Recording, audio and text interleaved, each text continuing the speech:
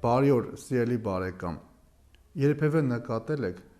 որ մարդիկ հաճախ գովաբանում են արտաքին երևույթը,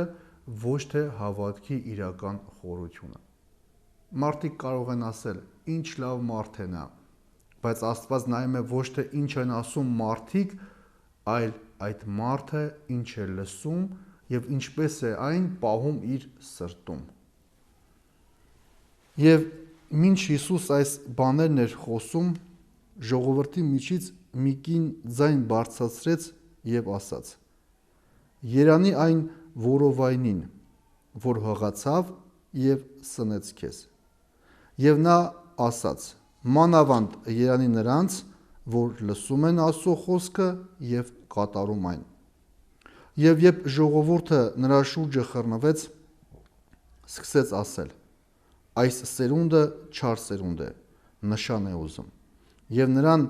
երկնքից այլ նշան չի տրվի, բացի Հովնանի նշանից, որովհետև ինչպես Հովնանը նշան եղավ նինվեացիների համար, նույնպես մարդու որդին նշան կլինի այս սերնդի համար։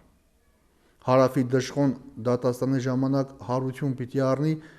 այս սերնդի մարդկանց հետ և պիտի դատի նրանց, որովհետև նա երկրի ծագերից եկավ լսելու Սողոմոնի իմաստությունը, բայց ահա Սողոմոնից մեծը կա այստեղ։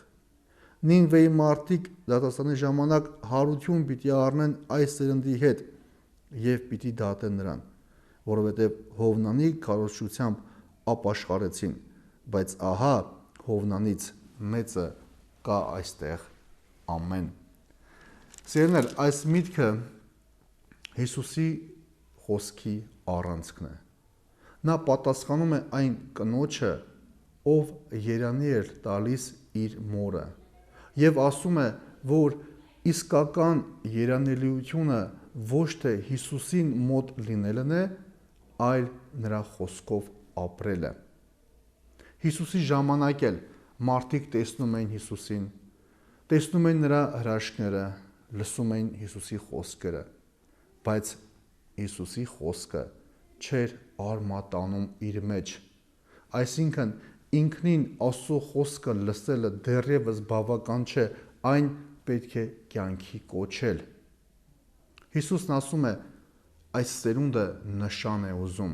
բայց չի տեսնի նշան, որովհետև ինքն է հենց նշանը»։ Նինվեցիները Աստծո խոսքը լսեցին Հովնանի շուրթերով, չտեսան նշաններ, ապաշխարեցին։ Մենք ունենալով ավետարանը դեռևս նշանի ենք սպասում։ Այո, սիրելիներ, մենք էլ անկեղծ լինենք, հաճախ, հատկապես նեղության ժամանակ,